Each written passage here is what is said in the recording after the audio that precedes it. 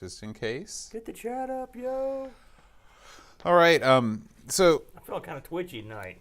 well, it's good that you are. I wanted to talk to you about the poll that we had up this The past poll, week. which yeah. I did vote in. Yeah. So the poll was overwhelming in its results. All right, because I can't remember any. Oh, I can't. What was the poll? So Refresh everybody's memory, including mine. The poll was, what do you want out of a pre-show?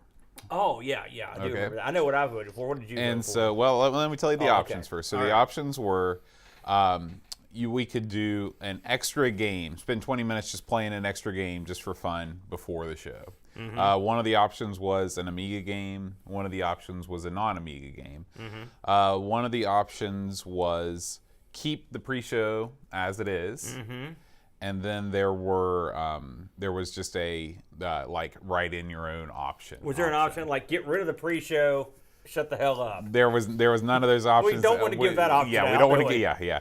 But the audience and you and I have overwhelmingly voted to keep the pre-show as is. Yes. People, our fans enjoy the banter. How many? We give like what 3, 4 votes? We got quite a few votes on Patreon. I guess only Patreon supposed to be voting. No, I opened this up to anybody. People on the fence. Which anybody. is odd because in case they want to join. Right. I'm saying. Did right. we get any votes for anything else? Yeah. So the results. Oh, you've got the full tally. The results were as follows. All right. I'm actually interested to hear this because we could still do some of the other stuff. Oh occasionally, yeah, you know. yeah. We can still have the same inane chatter just while we're playing a game. Exactly. We could put on a game that we both know very well, so we don't have to. When we do some stuff from the other studio, we almost certainly got to play something while we're. Yeah. Because there's too much stuff sitting around. Dang, we got that many Patreons? Dang. That's not bad. All right. So the official results, let me put them up on the screen here. 15% wanted more Amiga gameplay. All right. Okay. 15% wanted more non-Amiga gameplay. So All that right. was That's either. unusual. Okay. You'd think there'd be a lot more for the Amiga gameplay. Right. Yeah, all right. Okay. The next option, I forgot about this, was Q&A, where we just do a whole 20 minutes of questions that and anyway. answers. We do that anyway. Yeah. But it still garnered 15% of the vote. Really? Okay. Those got a lot of votes, didn't they? Yeah. And then we've got more talk, which was the faraway winner. We leave the pre-show as is, full of off-topic banter, 46%. And then 8% voted for something else. 13 votes total. So 13. That's not bad. Yeah. That's a decent chunk of the Patreon. yeah. So thank you for voting, and we will keep the pre-show as is. Although we could throw some crap in. Yeah. By the way, if you have questions for the pre-show, just send them in. Yeah. We always take questions. Normally we answer, if they're off-topic questions, we'll answer them on the We should pre-show. just both bring Game Boys in. We could just play games. Yeah. that yeah. would be cheating, wouldn't it? Or So- we could play tic-tac-toe while we're We talking. could do it chess. Oh, God, no about that. So anyway, that was the Patreon quiz that has happened. I wanted to get your thoughts on this. This was a story I saw this morning on WSAZ, watching the news this morning. That's a local NBC affiliate here in West Virginia. The Town Center Mall, the owners of the Town Center Mall have defaulted on the loan on the mall. Okay, no, I haven't heard this. So this could mean that the Town Center Mall may be no more. What are your thoughts on that? I remember the year it opened. I remember before it was there. All right, it took a huge swath of the downtown away. Mm-hmm. Downtown Charleston was your normal downtown with tons and tons of small businesses and a few large department stores. All right, the Diamond and I think Montgomery Ward was down there and some others. Sears was had a big thing down there. When the mall went in, it was a pretty big deal. It meant Charleston was sort of a modern town because I had this pretty modern multi-story mall. Like I said, it's the first place I ever saw an indoor tree. Mm-hmm. What year did it open, do you think? I was a kid, so it was probably like, I want to say early 80s. Okay. Right. Malls are going out, right? That mall is it's got problems. Their food court's a joke. When you can't keep a McDonald's in your food court, you got problems. Mm-hmm. Of course, their awesome arcade from way back is long gone. They're a shell of their former self. A lot of malls are, at least in these parts. I can't speak for malls all over the place, but in West Virginia, the big malls, Huntington and Charleston, are gone. And stuff like Pullman Square is sort of taking its place, right? An outdoor you know.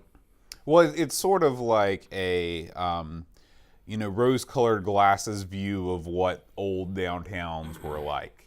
It is. I mean, people want that sort of like Mayberry feel where the shops are outdoors and it's not an enclosed space, but it's still a mall just outdoors. Well, the town center was. I mean, you got to consider. This was a modern achievement. It really was. I mean, it was a big deal. It had a waterfall, a glass elevator, and it was. Does it matter? Let's say they bulldoze the mall, all right, and they put all the shops back. They're all going to fail, right? Because we can't support the mall, and nothing's more convenient than the mall. What also screwed that mall was the parking. You have to go in the parking garage. Some people don't like that. There's no, on street parking. But I used to hear people talk about gangs going around the mall. I mean, gangs in Charleston, And you'd think maybe a hillbilly gang. At least that'd be entertaining. They could have jugs and stuff, jug band. These are actual, factual, like, get you type gangs. Right. We don't want that. Who wants to go to the mall where there's gangs? Right. And the stores have, they've lost some anchor stores. It's just like a normal mall. So I'm surprised to hear that. The city will probably do everything they can to help those people out because they can't afford to lose all those jobs. If you want the truth, I used to sort of offhandedly know the mayor of Charleston, who's still Danny Jones. Yeah, I used to work on his computer back in the day. He used to come in. He was friends with the boss at my computer store. People hate this guy. They hate him, but he's been beat down. I mean, this guy's been beat down. You're talking to the mayor of Charleston, and that's a rough job. And whether you agree with him politically or not, he's just plus he had personal problems with his family and his son and stuff. Just this guy's been beat down in divorce or anything. I feel bad for. It's just like the water crisis for a couple. I just feel bad for him as a guy because no one deserves to get beat. Why he ran for office again is unbelievable to me that he would ever run again, but he did. So you get what you get, but. How often do you go to the town center mall? Well, the town center mall is kind of special to me because even today I still view going to the town center mall as something special because I went to the Huntington Mall all the time growing up. I mean, probably once a week I'd go with my family. We all did. You walk around. But when we'd go to Charleston to go to the mall, it was something special. And I always thought about the multi-level way of that mall versus just the single floor of the Huntington Mall. Even though the two malls are probably pretty close together in size, the Huntington Mall's just spread out. The Charleston Mall just seemed like it was so much cooler. And again, back when they had the waterfalls and a lot of the things that aren't there anymore, it just seemed so cool. And I remember going up the escalator to the picnic place, what they called the food court with the neon sign and everything. Back when it was in full force, plus the arcade was up there. Right. And so it's sad. I mean, I've got some good memories, but it's not just in Charleston. Malls are closing down all over. Yeah. I watch an Urban Explorer, and those guys hit those things all the time. Yeah. Those are really fascinating. But it's just it's another. I mean, they're closing everywhere, but it's just West Virginia. It's West Virginia. No one's got no money. None of us ain't got no money, and so we got no money to spend at a mall. Right. Or really anywhere else. We don't got no money, and so the Huntington Mall is not exactly cooking on all cylinders. No. I mean, there's empty spots in it too. But it's okay, and it's in a better spot. The parking situation's better. It's much better. And I mean, the funny thing about the town center is not to go on. We'll cut this short, but.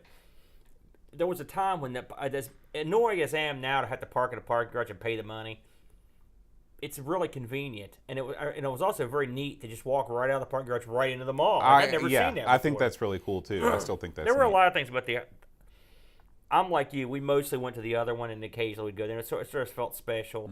I like the arcades at the Huntington Mall better anyway, but that arcade had all the laser games. So I liked the fact that it was different. But that sucks. I don't know what to say about it. That's too bad. I hadn't heard that, though. Yeah.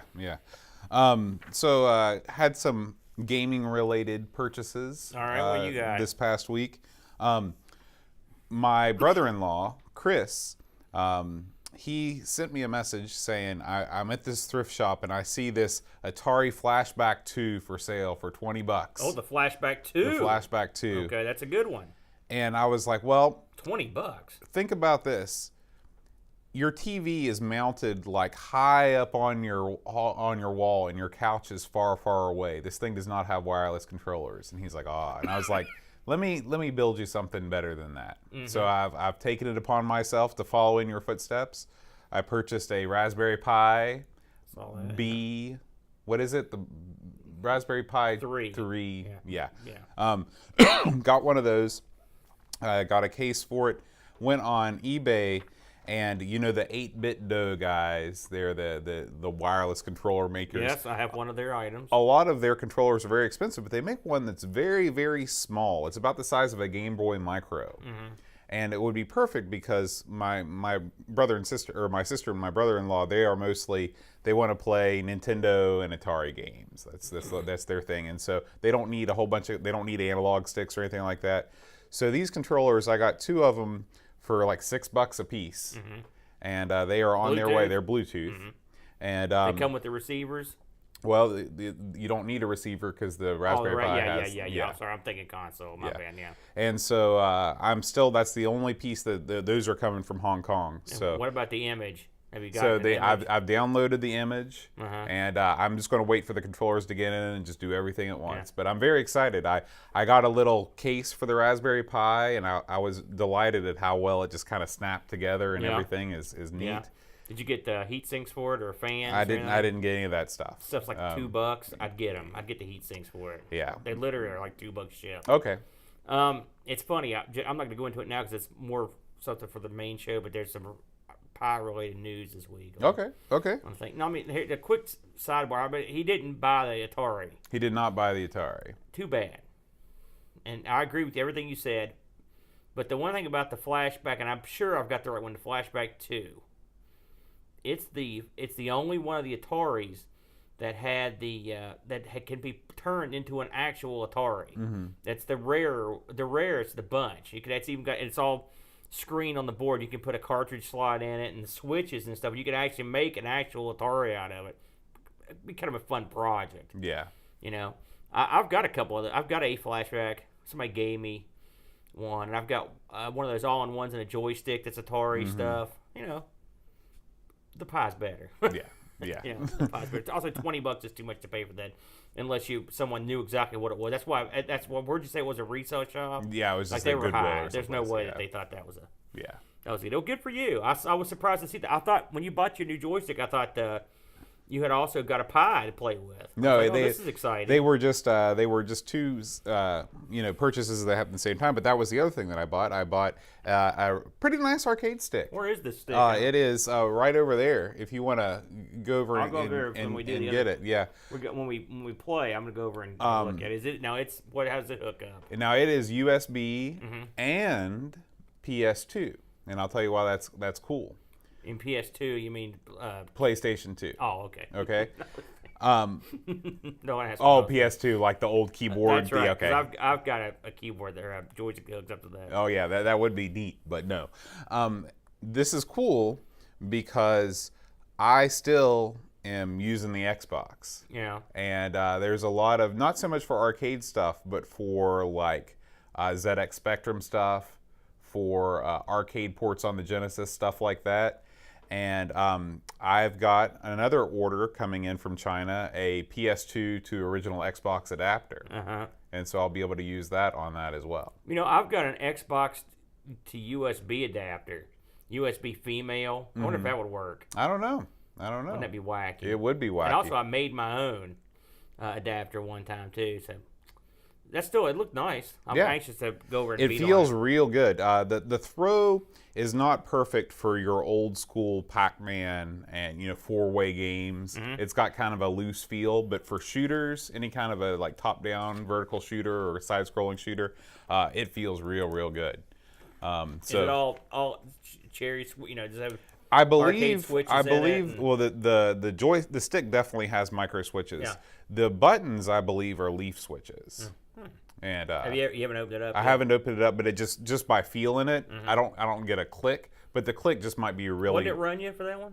I got it real cheap. I got it for $34. That's what I thought. It looks like I'm gonna have a look at that thing. It looks like it's. Yeah, and it's built solid. I wanted something that had some weight behind it, so as I jostle it around.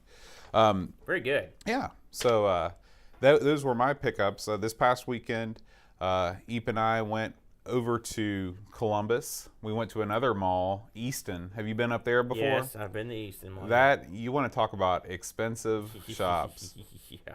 Everything there. It reminded me, there's a mall in Vegas that we've been to, Oh, and I'm it's sure like that too. it's- Just yeah. like, are you kidding? Yeah. So we quickly left that mall. The best thing that we did was we went and we ate some Korean food. I saw the pictures of that. Eve had a spread in front of her that looked like it was like unbelievable. Oh yeah. Now, have you had Korean food before? No, I've never had. You should, Korean food. if you get an opportunity. The problem is there's none in the state, but Koreans or Korean food? Korean food. There are some Koreans, but Yeah. I guess not enough. It's crazy because there's like 4 Thai restaurants within a 20-mile radius of Hurricane. Yeah, it is odd. But yeah, but we had some great Korean food. We had a good weekend. How about your weekend?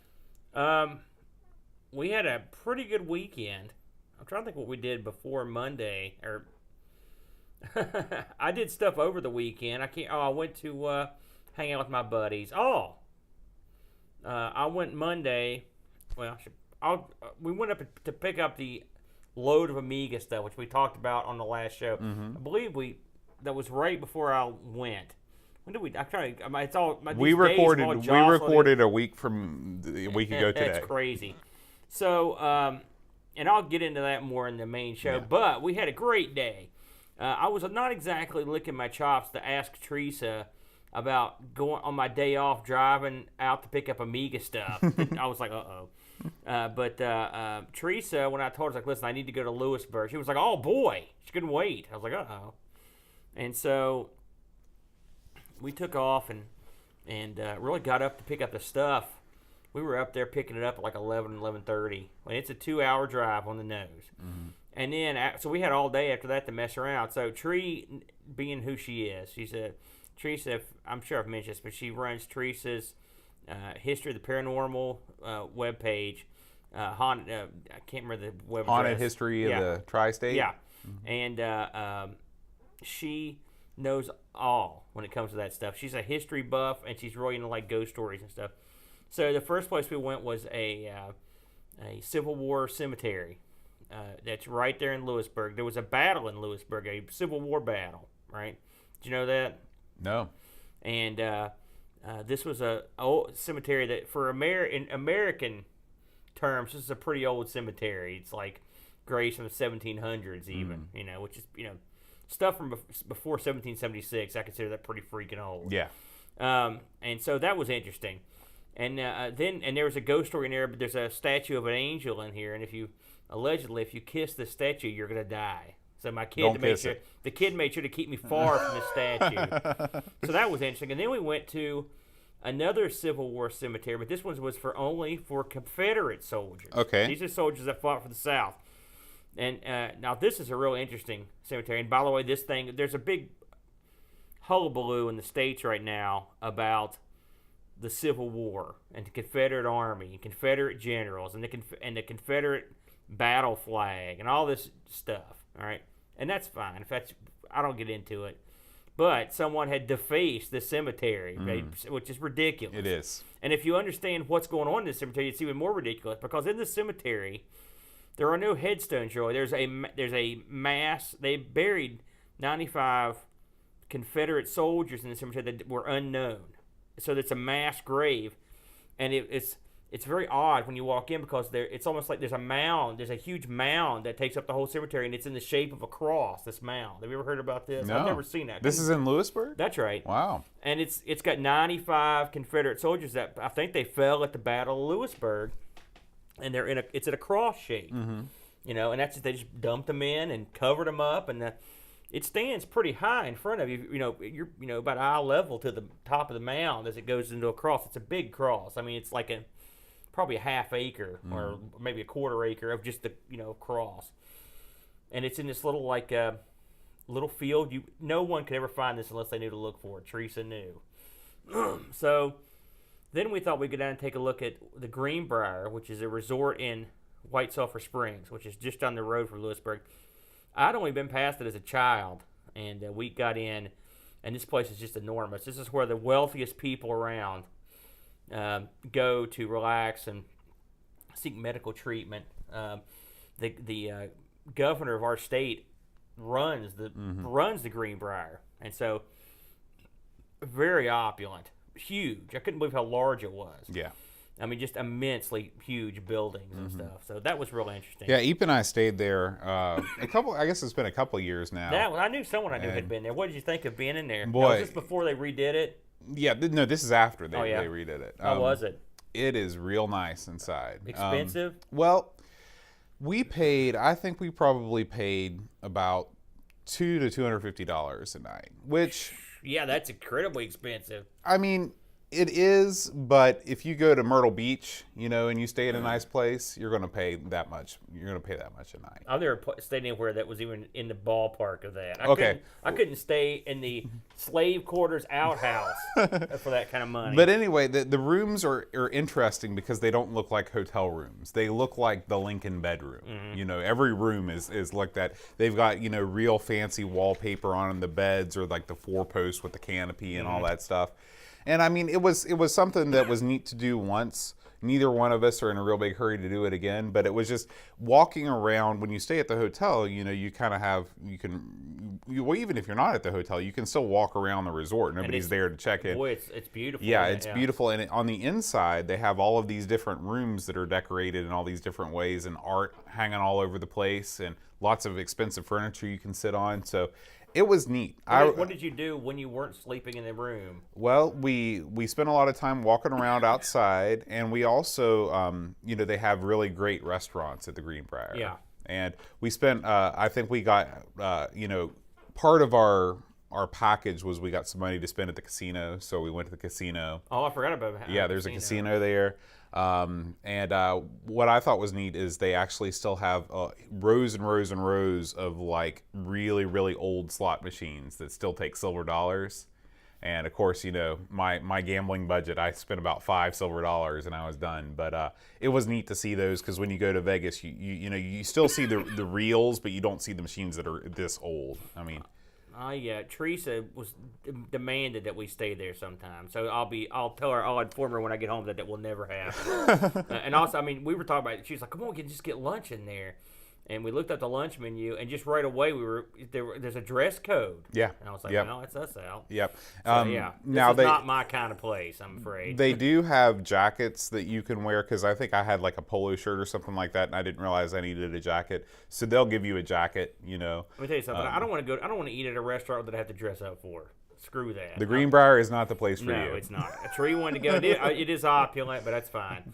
But I'll talk to you more about that later. But we had a nice drive around it. Boy, the grounds are beautiful. They're in the fountains. They're just gorgeous. Yeah. Did you go to see the the pool? Oh man, that looks great. Yeah, and of course the most famous thing is that thing it's like a half dome that's on these pillars. Yeah. I don't know what that thing Plus is. Plus they've got a PGA Championship level golf course. Yeah. This place is swank, y'all. Yeah, it's the swankest place in West Virginia, and by a long shot. Bar none. These are where politicians go, and also there's a bomb shelter that the vice president is supposed to go to. Well, the most famous thing about the Greenbrier was it's not just the vice president, but the entire Congress. There was a tunnel that went from D.C. to Lewisburg. Or no, that can't be impossible. True. But there was wow. there was some sort of an evacuation route, and there's a bunker underneath the resort that can hold Congress, that can hold. I mean, if things went south in the '60s, during the Cold War, this is where people, and they didn't even nobody knew that this place existed until like 1994. In retrospect, now that we know that this place exists, I think putting Congress in there is a good idea. We don't need to wait for a nuclear war. Or the other place we went would be good, which we also went. We just happened to be driving by it. Tree's like, look at that. And it was a place called Oregon Cave. Now, this part of West Virginia has a ton of caves. Mm-hmm. And there's another one nearby called the Lost Caverns, which I've also been to that one. So we decided to go into Oregon Cave. Oregon Cave was awesome. And again, in the Civil War, it was used by the South to get saltpeter for their gunpowder, and they mined it right under the noses of the Union troops that were basically effectively across the street and up on, terra firma up top. They didn't know they were down there, but we went through there with this. It was just me, Tree, Luke, and one other lady, and the tour guy was this kid who could have been more like 17, he took us all the way through it. And then the lady that had been with us had to go to the bathroom. When she came back in, she was like, well, I'll take her through. He goes, you guys can just wander around until you find your way out. Oh, wow. So we wandered around this cave. The cave is the second largest cave on the East Coast, which is Mammoth Caves in Kentucky is the biggest. Mm-hmm. And this is a large cave, and it was so large that there was a room in there where they would have the Confederate troops on Sunday would have church services. Really? They'd pile like 1,000 guys in there. So that was a lot of fun. Yeah. Real interesting. I really enjoyed it. And then finally, our last stop was a cemetery I couldn't find in a million years. It was several exits down from Lewisburg. A tree knew where it was, and it was the buried in the cemetery with the headstone to prove it is the Greenbrier ghost. The one that testified. Their testimony of this ghost is the only known instance that a ghost testimony was used in a jury trial. Okay, you got to tell this story. As I remember it, this chick was killed, or she died, right? And the mother of the chick kept having these dreams for someone to follow her to the grave or something like that. Anyway, I don't remember exactly how it goes. Tree would know, but the ghost said basically like this guy had strangled her. And the mom related this to the court. They took the ghost statement basically through the mom. Guilty. They nailed the guy. Wow. And this is on record. It's in the Greenbrier ghost. You never heard this tale? No, I can't believe I've not heard of this. And so on the headstone it says the Greenbrier ghost buried here, and it's got her name. Bam, right there. And this little, you would never know it was anything. It's in this little cemetery, and Tree knew exactly which one to go to. Wow, amazing. That is. So. And then we headed back after that. It was a real good trip. Plus, I got all the Amiga stuff, and we'll go into that later. Talk about that on the show. Well, I think this is a good time to go ahead and stop the pre-show and go right on into it. All right, man. Let's do it. All right. We'll see you on the show, guys. Adios. I can't believe you never heard that one, Bo. No, that's amazing. I can't believe that. I wish I knew the full story. Do you ever listen to that podcast, Lore? You told me about it, but I haven't heard it. He did an episode on that. I mean, it's been covered by a lot of people. Mm-hmm. Are we going to play? No, we'll just go right on into the show. It'll be fine. I hope you're ready to pull the load, pal. No, I mean it'll be fine. All right. Okay. So hold on a second before you get this cooking. You want to go with? You got letters or anything we have to do? Feedback, any of that stuff? Yeah, I mean I've got some stuff. All right. I'm just saying we do that. We can go through some of this stuff. And then I'm just going to grab a few things that are interesting, and we'll look at them. And then, we don't want to spend an hour on it. And then we can talk about what I got in the big load of Amiga stuff. I'll do that before I do this. And then we'll go to the news and then go to the game. Yeah. Sound good? What we're doing next week? Yeah, we're going to do the tribute to Data East. Okay. And also we need to do. I've been listening to a lot of our back episodes. I don't know why. We need to do that. I noticed it up there. I was like, man, we need to do that one. Okay. The guy, do we ever find who sent it? I can't remember. In the episode, we didn't know who sent it to us. Well, if you're a Patreon member watching this right now, then tell us who sent. If you sent us Liberation. So we never did find out who sent it. No, we should know, but I just have forgotten. In the episode, we didn't know. That's why I asked. No, I think it might have been. Maybe it was Duncan Styles. I don't know, but. Is there anyone in chat right now? There's nobody in chat, but people will be watching because we're still. This is still part of the pre-show, of course. Okay. Let me get the news up here. There is news, and there's a news article that we're probably going to want to spend some time with. Okay. By the way, did you notice I've been trying to tweet more this week? No. I have been trying to tweet. I don't think that I follow you. I need to follow you on Twitter. That's just heinous, Boat. Yeah. Sorry about that. What a dingbat. I need to get on. I tell you, I won a game. I won a DS in an auction yesterday for $19 with a game. A DS or a DS Lite? A DS, just a plain DS. But I've got a multi-card for it. I got in a game. It comes with Tony Hawk. It's a good game. DSs are $19. Yeah, You're going cheaper than that. I looked on eBay and I didn't see a single one going that But man, cheap. the screen on those are terrible. Are you sure it wasn't a DS Lite? The first it's DS. The clamshell ones. I used to have one that was fine. The DS has a backlight. Oh, yeah, you're right. Thinking I was Game Boy thinking about Advance. Game Boy Advance. Yeah, sorry. The first DS does have terrible buttons though, but you should probably be able to get past You know that. me. I don't know why I bought it, to be honest with Yeah. you. Just throwing money around. I'm a fucking rich dude. Just we had to swap up to Greenbrier, man. $250. Phew. We looked at the lunch menu. It was like the cheapest meal was like $30. You know how much the bunker tours are? $30 a piece. Yeah, we didn't do that. Jiminy But, I mean, Christmas. we wanted to do it. We definitely spent money that weekend, but How'd you get roped into going up there? Did you wanted to go? well, they had a special deal. Yeah, it had to be real special to get me up there. I think that we paid less than $250. I don't know, but it was probably somewhere around there. But it was less than the normal price. We went up there around Thanksgiving. It was between Thanksgiving and Christmas, and Eep actually was upset that I took her up there because it was a surprise. She hates surprises. And so we got up there, and she was all upset. She was like, "Why didn't you tell me that we were?" Because she didn't bring her baby. Like we couldn't use the pool because she didn't have her swimsuit, all that stuff. And so, boy, it's tough to try to make them happy sometimes, buddy. It is. You know how that goes. Oh man, trust me. When Tree was like, "Yo, goody, Lewisburg," I was like, "Oh god." Yeah, yeah. So you lucked out. You lucked out on that trip. And we had a great time too. Yeah. It's the damnedest thing. All right, Fire the sucker Here we up. go. I'm ready. Hi, everybody. Welcome to Amigos. I'm John. And I'm Aaron. And today we're going to talk about Fury of the Furries. Kinky. Yeah. But before we get into that, we got some feedback. We got a message from our good friend Jonas over in Hawaii. Oh, yes. He says, "Aloha, John and Aaron. Love it. Your magnets are in the mail." So more magnets? Yeah. So I don't know Sweet. if you remember this, but on episode 100, far and away, the most popular giveaway item was the magnets. Yes. And so we are getting some more of those for a special, a future special episode to give away. Sweet. And he also says, "I put a little something extra in the box." And he says, "You'll have to backyard wrestle for this one." What he put in the box. That sounds good.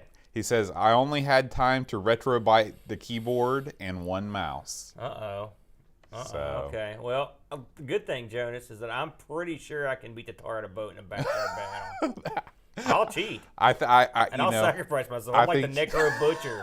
I don't care.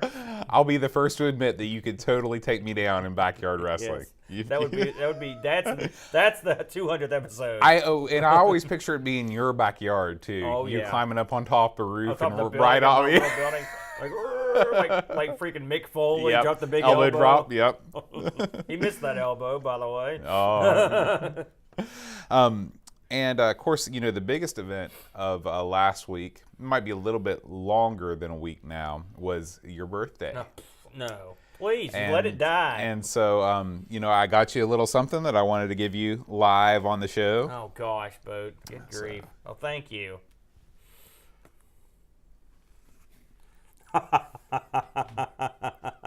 You took a picture of that before you destroyed it, eh? There it is. That's tremendous, actually. That really touches me. This is the arcade machine, which you can't quite see. It's a little bit off camera over here. I sold that to Boat. I can't remember what we agreed on. Probably $100. $75. $75. And my buddy Leroy, Uncle Leroy, he had painted the side of this thing, and this is a little snapshot of the paint job he did. Mud Mountain Main Machines. I can't remember. Was there any other art on the side? There was a Pac-Man on there. Yeah. He had. I've got pictures of that stuff too, but I thought that was for framing purposes. You can put that up in the building. I was gonna say this is gonna go right into the new arcade. Thank you, Boat. That's very nice. You're welcome. Thank you. And ironically, a big chunk of the things in the arcade are things you've given me over the years. I mean, art-wise, in fact, I haven't put up the Cubert yet, but I've already put up all the other stuff.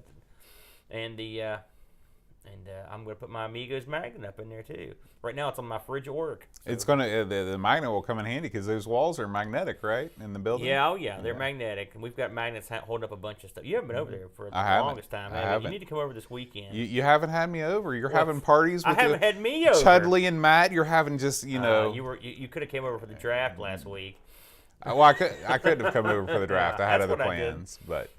That's why I'm wearing my Dallas Cowboys shirt. Our Boat is now in our fantasy football league, American football, and in fact we play this week.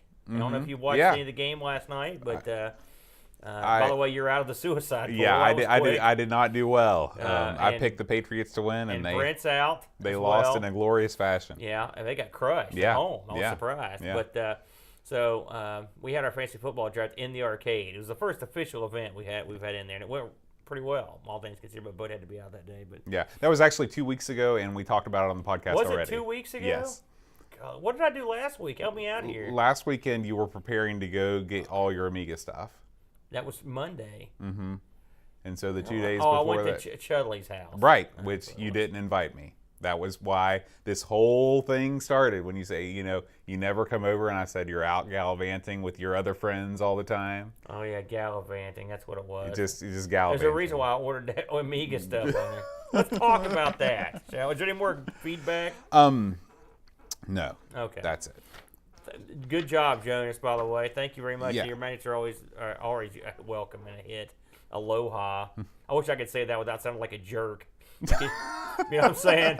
We don't have anything. Hey y'all or whatever. That's hey it. y'all doing? Hey y'all. So let's have a quick chat about the Amiga adventure. To get the $250 batch of weird stuff. It went without a hitch. Me and the family went up. For those of you that have forgotten or weren't here last week, in a fit of boredom, I got on a Facebook marketplace and somehow managed to purchase some local Amiga stuff, which is unheard of. I've looked and looked, and you never see anything. Now, local for us may be different than what you consider local in England. That's right. Local for me in this case was a straight 2-hour drive through some interesting roads. It's funny you should mention this. Maybe people know this. I didn't know it. I looked up. I wanted to see how big the entirety of England was compared to West Virginia, right? And the thing, I got on Google, looked it up, and England is exactly 2.1 times as large as West Virginia. Interesting. Think about that for a minute now. So effectively, it's like West Virginia combined with, say, Ohio. Right. Which over here is not much. No. So anytime I hear people on the radio talking about it, I had to, I didn't want to drive to Blackpool or something because that must be a real. And a lot of them don't. A lot of people are there. I guess a lot of them don't drive at all, right? Right. Which they've got a great transit system. Over in the States, you got to drive, otherwise you're boned. Yeah. Because our public transportation's crap. And so for us, driving like you were talking about going to Columbus. Columbus is about 2 hour, 15, 20-minute drive, right? Yeah. You just did it on the afternoon, came back the same day. That's the way we do it. Yeah. Right. And I was the same way, 2-hour drive. But anyways. It was an interesting batch of stuff. It was not exactly what was billed when I bought it. The picture I saw had some Genesis games and some Saturn games on a little pile, but I didn't get any of those. Now, you met at a neutral site, right? We met at a Walmart. So you couldn't have been like, why don't you go back in the house and get the rest of that stuff? And it was an old broad and her husband. This was the dude's mom. And this stuff had been sitting in the closet for about a million years. Now, I have filmed several videos, which I'm in the process of editing up, to compare the different the 1200s. I got. I will say in the lot of stuff I got one Amiga 1200. Sadly, no acceleration, no expanded, nothing. Just as plain Jane as it can get. However, it did have in it a wacky Data Flyer XDS expansion for the drive. This is wacky. I don't know if I went into this too much with you. No. Yeah, I haven't heard anything about it. So I'll go into it just briefly. I'm literally. This is the Amiga show. You need to go into it hardcore. I'm making a video for it. Okay. Okay. But picture, if you open up an Amiga 1200, there's a 2.5 inch hard drive, connector in there. You hook your hard drive or your compact flash card up, and you're laughing, right? Well, Data Flyer, which we now have every wacky Data Flyer thing ever made. We should own stock in Data Flyer. We've got to talk to my buddy that says he worked for him about this thing. Man. So this is a real weird thing. So this thing has a cable that runs to that port, and then it's also got a second connector that you can hook your internal drive up to anyway. Then you run this cable, which the cable looks like a big IDE cable, but it's sort of some kind of proprietary cable. You somehow, however you want to do it, you run this cable out the side of the Amiga, out the bottom. This guy had it running out the expansion slot, which I can't do that because I put an expansion card in it. So I just ran it out the side, just shut the thing on top of it. And it runs to a little external drive box. Inside the box, you've got room for a 3.5 inch or a 2.5 inch hard drive. And it's also got a power adapter on the back, or you can use the Amiga's power. So effectively what you're getting is, and this guy didn't have a drive in the machine, so he was using this external thing to be his drive, his main drive, because you can boot off of it, or you can use it as a secondary. So I hooked Now, up. let me ask you a question before you go on. Yeah. You can put an internal hard drive in a 1200, right? Right. So what do you think this guy's reasoning was for buying a data flyer and using it that way? I've got a pretty good idea. Remember, think back. Pretend it's 1993. Okay. What is a 2.5 inch hard drive? It's a laptop hard drive, right? That comes with certain shortcomings, right? Their drive capacity is smaller, the speed is slower. Plus, and this is the big one, it's more expensive. Okay. I looked this thing up at retail for about $80, okay? But it allowed you to use a 3.5 inch hard drive in a 2.5 inch slot, right? So you could get the larger, cheaper hard drive and put it in this thing. I assume that's why you would get one. That makes sense. And he did have, sure enough, a 3.5 inch drive in this, which I believe was like I want to say it was like a 30 meg drive or something like that. So at the time, say 93, what were the differences in, like, what did your average laptop hard drive max out at? Boy, you're asking. I can't remember that far back. I know there was a difference. I can't remember what it. Who knows? In '93, I couldn't afford any of that stuff. I would say probably. I'm not sure what it maxed out as, but I knew, and to this day it's still true. The little ones are more expensive than the big ones, which is funny if you think about it, because the big ones have more material in them. This thing had, like I said, it had a hard drive in it. And so when I got it back to the house, I just hooked it up. And sure enough, hard drive spins right up, works like a champ. In fact, I've got it hooked up right now at the house. Right now, I just left it in there. I tried putting a compact flash card in the external hard drive case, and I have not had any positive results. I'm not sure if it's my adapter. I don't know what it is. It seems like it should work. Like I said, the cable coming out of the Amiga is a proprietary cable. It's not an IDE or a SCSI cable. I don't know what it is. I don't think it's a SCSI cable. I don't know what it is. It's something weird, but it's shooting power out. Like I said, the Amiga's powering this thing, so it's an odd cable. It's an unusual little device. Like I said, it's not something that's going to be and especially nowadays, no one really needs that because the compact flash, you put a couple gigs in there. But I guess if you had an Amiga and you want to put your old hard drive in it on top of your compact flash, I hooked this thing up to be a slave, and it worked fine with my existing compact flash stuff. So it's wacky. I don't see any reason to keep it, but I had to do a little video on it, so I'm in the process of finishing that up. But yeah, it's crazy. It's a crazy little adapter. Also with the lot was a 1084S monitor. I don't think it works. You hear it come on, but I don't get a light. But I had good luck with the last monitor. I was going to say, you rebuilt the one that was broken. Well, I wouldn't say that, but I did fix it. But I'm going to give this somewhere else in the van. It's ready to go back with me to the lab. Also included with this, and I brought a box of stuff we're going to look through for fun, but also included was a big bag of cables, and it was literally like TV cables. It's crap. There was nothing there I wanted. There was a weird bag of peripherals, like cabling for the Amiga, monitor cable, printer cable. It came with a Star printer, small printer, which I haven't tried, and an extra thing of ink, a box. It also came with some weird joystick things. A steering wheel like this. I don't know how it works. And this weird multicolored pedal thing. I'll bring those on the show sometime, and we'll have to figure out what the hell they are. Okay. It also came with a quick shot gamepad. I don't know if it works. I haven't tried that yet. It came with some other weird peripherals. I mean, it was oddball stuff. And it also, and on a Mac joystick, I think it's a Mac joystick.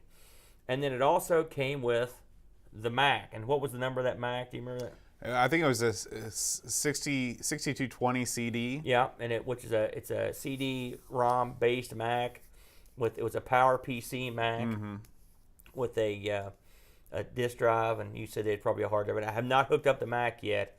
Probably wait till you come over to hook that up. Okay. And it's got a VGA adapter as well. So overall, I'm pretty happy with it. It wasn't as awesome as it could have been, but it was still. I came out ahead, even with the trip down, and now I can sell my 1200, my old one, and I don't see any reason to have two of them. Although it's neat right now to have, as I bragged on Twitter, I've got more Amigos than probably anyone in the state in my house right now. Yeah, that's probably true. Got three Amigos and the CD32, so that's kind of fun. But the day we also had a great time that day, and as we mentioned on the pre-show, running around Lewisburg, so it was a good time. Anyways, I thought we'd look through a couple of these wacky things. This is a box right here. Just gonna bring this on the screen a little bit of just crazy books and stuff that came with it. I'm just gonna grab a couple of these. I'm not gonna look through them all. I mean, I looked at some of this stuff and it was some real weird stuff. So, but this first one here. Again, I can't explain any of these. It's the Game Boy. I guess it's the original Game Boy. Yeah, the original Game Boy, Final Fantasy Legend book. Very neat. Actually, the first Game Boy role-playing game I ever played was Final Fantasy Legend 2. Oh, there you go. Yeah. So these are pretty old, then, aren't they? Here's Turn and Burn for the Game Boy, the manual. You're more of a Nintendo guy than me. You got to have this manual. You can't play the game, right? The manual for Tetris. The Tetris manual. Oh, wow. Pretty weird, right? Play Action Football. I Game owned Boy. that. I owned that. Really? Yeah. So this is a trip down memory lane Yeah. for you, eh? Yeah. Now here's the Game Boy Owner's Manual. Mm-hmm. So that's kind of neat. Now here's something wacky. Sega Saturn Sampler. So I guess I did get some Saturn games. Let's see if the disc is in here. There's a disc in it. Let's see what's the disc. Again, I haven't really looked at this stuff. Yep, there it is, the Sega Sampler. I sold one of these Sega Samplers for huge money one time. Really? It was a super rare one. Wow. This is a Exotech K2. This might be that weird foot thing. I don't think you can make head or tails out of that. I don't know what the heck that is. And then here is some. Oh, here you go, Bo. This is a owner's manual for rollerblades. Really? Yeah. Awesome. I've been needing that. Now, sadly, the software's not in here, but this is Run Windows on a Power Mac. Oh. That sounds like something I'd want to cast into the furnace. Yeah. Adobe PostScript products, can't have enough of those. Soft Windows. I've never heard of this program before. Interesting. Here's a weird some kind of weird. Here, you take a look at that. No, these are little like. This is some sort of catalog. Oh, this is a comic book catalog. Okay. What do you got? So this is Star Trek, Deep Space Nine. Oh, this is something called American Entertainment Sci-Fi Supplement #1. So wow. this is I think it's a sci-fi merchandise catalog. Okay. You can order posters, and this is back when you had to get there was no internet, so you had to get these catalogs to get this stuff. Normal stores did not stock all of this merchandise. Yeah.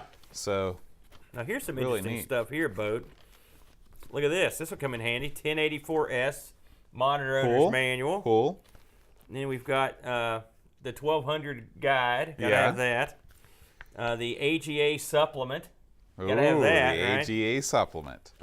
Workbench 3 manual. It's funny because this is one of those manuals where this is the English part, and then this is the 19 other languages. Yeah. There's that. Now here's something you gotta laugh at this, Boat. We've covered this on the show. The Epic's Winter Games instructions. Awesome. And this is the 2600, 7800, and the Telegram. So this is including the 7800 Wow. version. Apparently you didn't need any special instructions. Now this is old school. Wow, I didn't expect to see these in here. Atari 2600 Double Dunk manual. I've never even heard of that game. Double Dunk. There's Double so Dunk. many crazy ones. Oh, here's the one I guarantee you've heard of. Both the Atari 2600 version, Super Baseball. Yep. Mm-hmm. Super Baseball. I've got Super Baseball somewhere right over there. Gosh, it's funny. We got all these little manuals. Here's the Yeah. manual for Frogger. Mm-hmm. E.T. Is it E.T. tips? Look at that. Is that a little poster? What is that? You can figure it out. Yeah. All right, we should probably wrap this Yeah, segment yeah, up for our yeah. audio listeners. Yeah, what are you saying? They're not enjoying this? You saying things of titles of manuals, and I saying, "Yep, that's what that is." There's one more thing in here that I thought was interesting. Let me see here.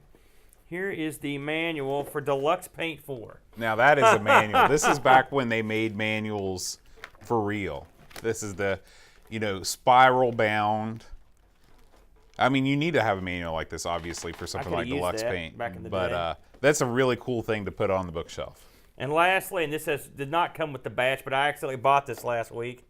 My copy of Cannon Fodder 2. It came in the mail. It's in pristine condition. There's no grenade in here, though, unfortunately. But that's the way she goes. Yeah. Well, thanks for bringing that stuff. Oh, no problem. That's the first of the next batch will be the weird joysticks. I'll bring some of those over and we'll try Awesome. to get to those. All right, well, we should probably move on to this week's Amiga news. All right. We had some interesting news this week, actually. Let me grab the Megatron 5 million here. So, first off, just a little gloat.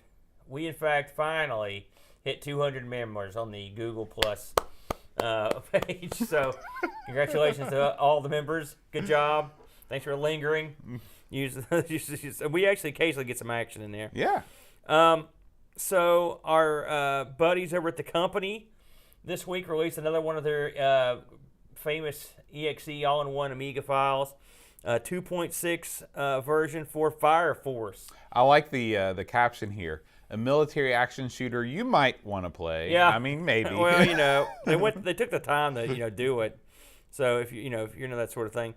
So the big news for me this week, and this is actually sort of pertinent to you, Boat, since you just sort of mentioned this on the pre-show. It's actually a couple weeks old, but I haven't covered it until this week, so I get a chance to look at it. A fellow has released what he's calling the Ultimate Amiga for RetroPie collection. And what this is a RetroPie image that has it all, presumably. I downloaded this, and I've actually put it on a card, but I haven't got to look at it yet. But there's a forum, or there's a group on Facebook called the WHD RetroPie Users Group, something like that. I've been a member of that place for a while, and they always have good tips on what to do and how to implement this stuff. And what someone who was a pretty big deal, I think, in that area, what he did was he basically took all the knowledge, information, and the packs, and everything they figured out throughout the last couple years, and he rolled it into one huge collection.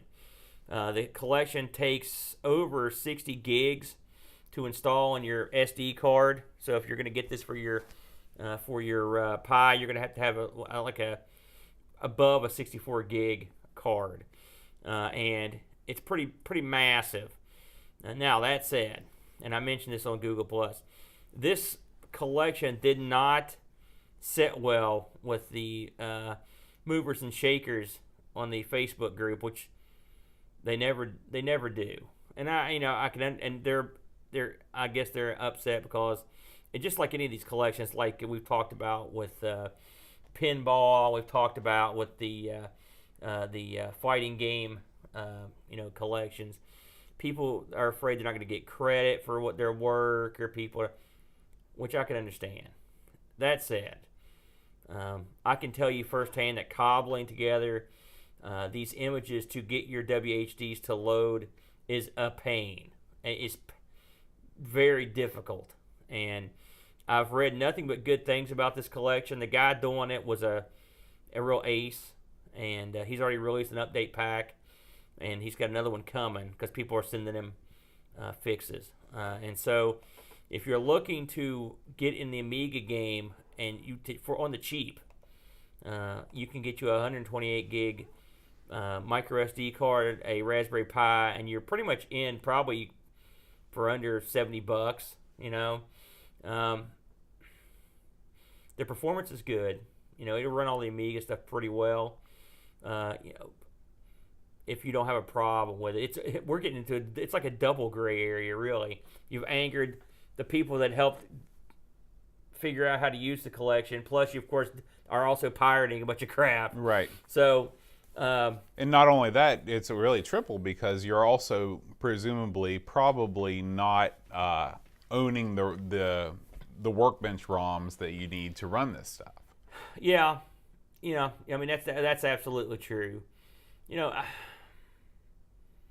it's funny. I'm torn on this one. You know, I downloaded it, so it shows you where I'm at. I don't need it. Really, I got just to look at it, and I thought I might be able to use some of the content for my Calanto Amiga Forever. Mm-hmm. That much said, one thing Amiga Forever can't do, apparently, and Lord knows I've spent the whole week trying to figure it out, is run WHD load files directly from the front menu. Right. And which is one thing that this collection will do. Mm-hmm. It just loads them right up. I don't have a problem with just going into and playing them like that, but it's convenient to be able to run them. The Kickstart ROMs, I mean, we've sort of beat that horse down. You know, Calanto owns them. As much as I love Amiga Forever, and you know I've raved about it, you know, the ROM thing, I don't get. I just don't get it. After all these years enforcing, I mean, and they really don't really enforce their copyright on it, but I mean, they want you to pay for it. You know, I don't know. When is that stuff? I mean, to me, we've already went down there. Yeah, road. yeah. Let's. So, but anyway, it's out there. If you're interested in getting it, it's out there. So there you go. Awesome.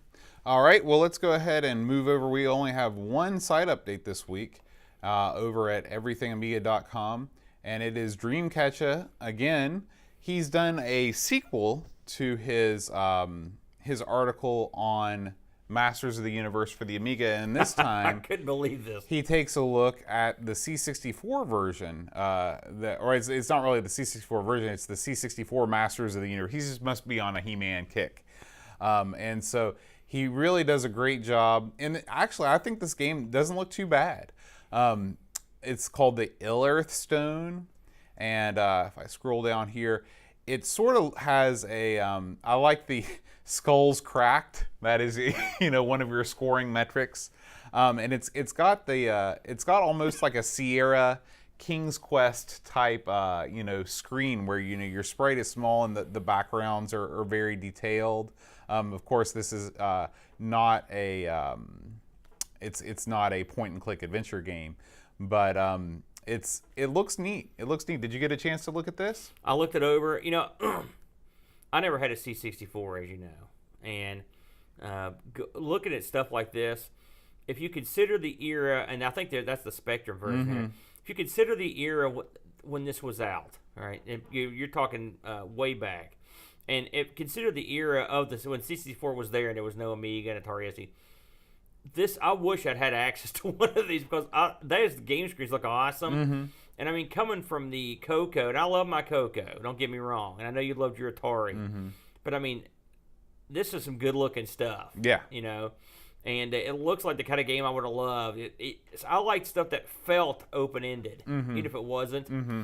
You know, and at the time it was like, man, this is so great. You can just do anything you want, Right. man. Right. When you really didn't realize what that meant. Mm-hmm. And this game looked. I mean, I know and the game might stink, but it looked kind of fun. I never liked He-Man. I mentioned that before, but this looks like my kind of game, and I just like the graphics. They have a nice look to them, you know. So, I'll have to come back to the C64 days when I get my C64 Forever. Yeah.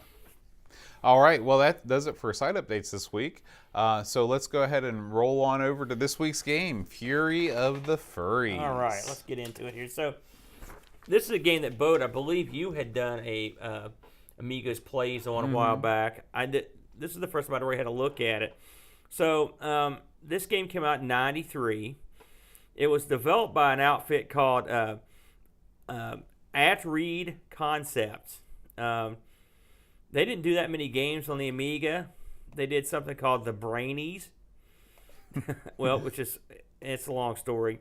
They did a thing called Tiny Skaveeks, and then my favorite, paragliding simulation. Of course. This came on 5 discs or on CD. 5. That's a lot. That's a lot of discs. It was published by an outfit called Callisto. This is the only game they ever published on the Amiga. The coder of this was a guy named Sebastian Wloch, W-L-O-C-H. You want to try that one? Maybe Locke. Yeah, I think so. If you look down the list of the people that worked on this, really none of them did much on the Amiga except for here and there stuff. It was, they didn't do a whole lot. And this is the only game that Sebastian did on the Amiga as well. So, what is this game? To me, I'm going to let you get more into it, but it sort of reminded me of like a more arcadey Lost Vikings or something. Go ahead and explain exactly explain the gameplay as best you can. Okay, well, it's not difficult. You have at your disposal any number of little furry creatures. If you're watching the stream, you can see that there's some backstory here where they crash on another planet, yes, and they've got to negotiate, these various levels. The way that it works is instead of having, multiple little furry creatures, you are one furry creature, and depending on what color you are, you have different abilities. So Tiny was his name. Is that the name of the name, guy? Tiny, Okay, yeah. I didn't investigate the lore, Oh, so I'm yeah. glad that you I had to did. get the backstory. Yeah.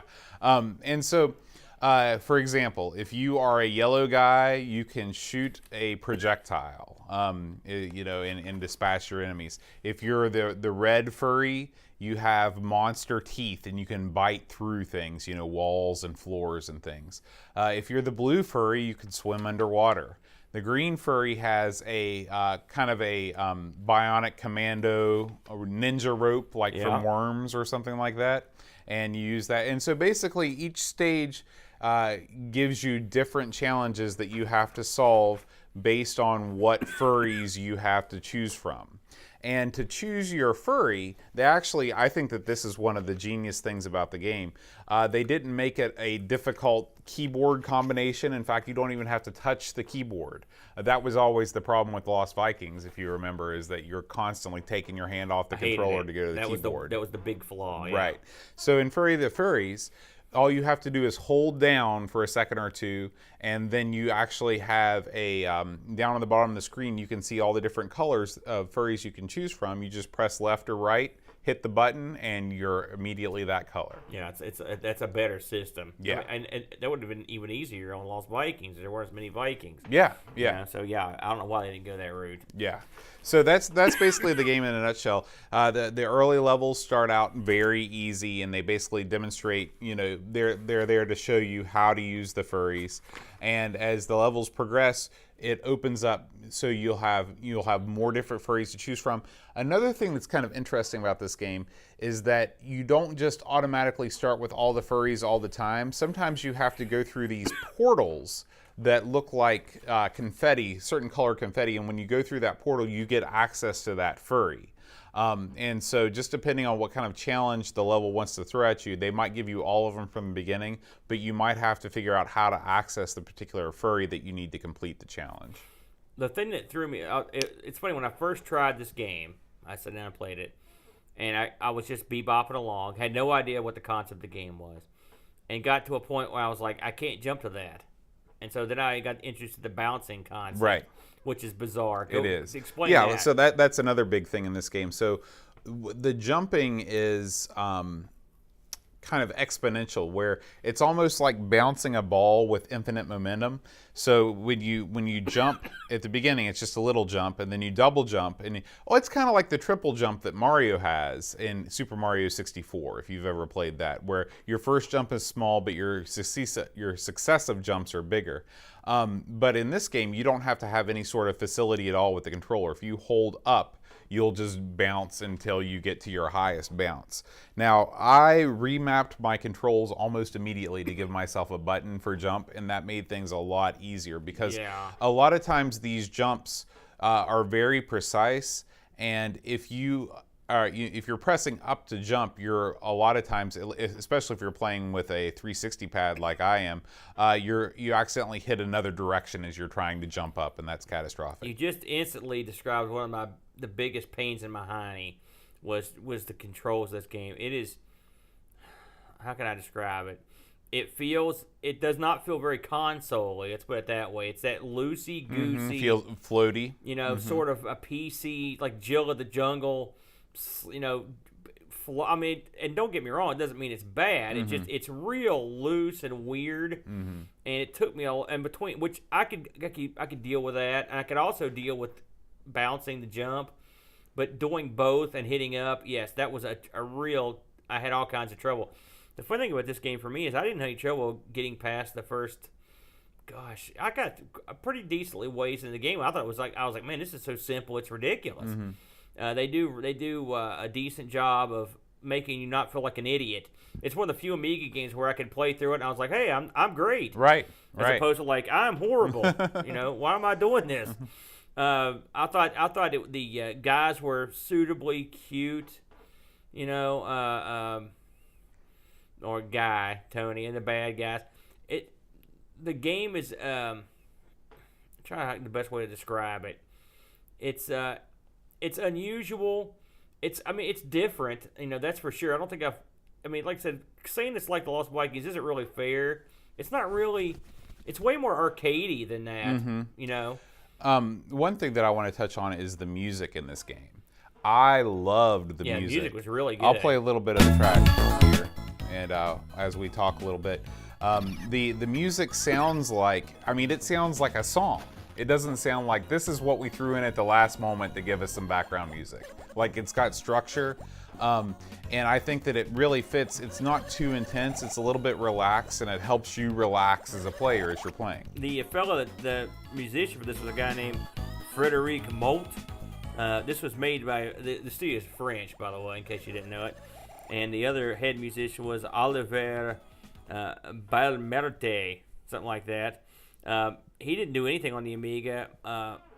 Frederick did mostly the Altered stuff. And then I looked at his other game list. I never heard of most of that stuff. So, but it's one of the reasons I wrote it down. I was like, the music in this is pretty tight. I kind of liked it. It's got a nice groove to it, which is, like I said, it fits the game real well. It's definitely not an afterthought, right? Or something that somebody wrote the night before, So this game has, I believe it's got like 8 levels. There's a bunch of different levels here. You've got, and I don't know how far you got into this. You can tell me. You've got desert, a lagoon, forest, pyramids, mountains, and a factory, and a village, and a castle. And then each one of those has different stages in the level. The bad guy in this is a fellow called the Wicked One. Basically, the whole story of this thing is the Tinies, these little creatures, came back to their home planet after being in space, and they found out that the Wicked One had jacked up their planet, and so basically they're going to, it's pretty simple stuff. This game got a pretty decent release. Again, this is a game I had heard the name of this, but I was way off. I didn't know what exactly it was. Again, you hear these names, and I don't know what I thought it was, but I thought it was like a fighting game or something. But, nothing like that. But this game actually had a decent release. It was out on and I think the original version of this was on the Apple, believe it or not, the Mac. It also had a Game Boy release, which I think is interesting. Yeah. And a DOS VGA release. So that's which is kind of neat. Now, let's get into the really weird part of this game, which Boat, I briefly talked to Boat about this before we went on air, and this is the part that struck me as strange. So this game sort of kind of got a release on the Super Nintendo, and it also, the version of the Game Boy, that when I mentioned this is on the Game Boy, it is on the Game Boy, but it's in the same version that the Super Nintendo got. Basically, these guys worked the deal out with Namco, okay? And they released this game as a Pac-Man franchise game, all right? How strange as that sounds. The game was called Pac-In Time. Now, I had never heard of this game, ever. And I thought I knew most of the Pac-Man games, but I was way off base. So in the Game Boy version, the Game Boy version. This is pretty much it just took out Tiny and put in Pac-Man. That's pretty much it. They made a few changes and it was ready to go. I watched some of the Super Nintendo version of this, which I believe is what you've got on the screen now. The Super Nintendo version looks great, but it retains pretty much the same gameplay. I mean, I think they've mixed the levels up and they've enhanced them a little bit. For the most part, it's pretty much the same game, but you're Pac-Man. It's got the whole Pac family in it. I watched the intro. It's got Pac-Man, Pac-Baby, Miss Pac-Man. It's just got them all, you know, in there. I don't know if a Super Pac-Man was in there. The funny thing about this is, in the original game, there are references to all kinds of crazy things on the different levels. There's references to Batman, Cool Spot, Street Fighter 2, the Teenage Mutant Ninja Turtles, and Pac-Man. So, which I thought was it was amusing that a character that was referenced in the original game turned out to sort of take over the game. It is weird how it kind of comes full circle. Yeah, did you see any of these weird references when you were? How far did you get into this? I know you played this a lot. Well, I don't know that. This is one of those games where I felt like I was playing it forever. Yeah. But the stages, I don't think I got past the first first round. Yeah, the first round. According to this article I found here, at level 2, the pyramid stage, there's a giant ball trap, like the big boulder in Indiana Jones, and then there's a forest stage on level 2 that has a wrecked AT-ST like Star Wars. Then there's some and this is the one I really caught my eye. There's some other things, but level 9 is the village, and there's a giant white balloon-like enemy that chases the Tiny around the village. Now, if you've ever watched The Prisoner, which I'm guessing you have not. That was way before my time. Well, it was before my time too, dingbat. The Prisoner was a tremendous show. I'm the biggest fan of that show, and Patrick McGowan loved him. But if you've watched that show, that there's a entity around the village that keeps people from escaping, and that entity's a big white ball. It's called Rover. And you don't want Rover to come over because he'll run you over and he'll jack you up. So, but Rover made the game, and apparently on that level, there's all kinds of homages to The Prisoner. Which, hey, any game that pays homage to The Prisoner I'm down with. So they did pretty good with this game, though, and I don't know, but I mean, in terms of the Pac-Man side of it, like I said, you were more of a Nintendo boy than me. You've not heard of that. You've never heard of that game at all, Pac in Time? No, I mean, I remember Pac-Man 2, which was subtitled The New Adventures. Right. But Pac in Time, that eluded me. Yeah. That's what honestly, I've never heard of it. And from what the video I watched, I didn't even have it in my ROMs. From the video I watched, just the same kind of wacky, floaty weirdness that this. It's the same game. Physics engine. Yeah. So who'd have thunk it? So this game was pretty well received. In '94, PC Gamer UK named it the 40th best computer game of all time. High praise indeed. Wow. The Amiga reviews were similarly decent. If I can read them here.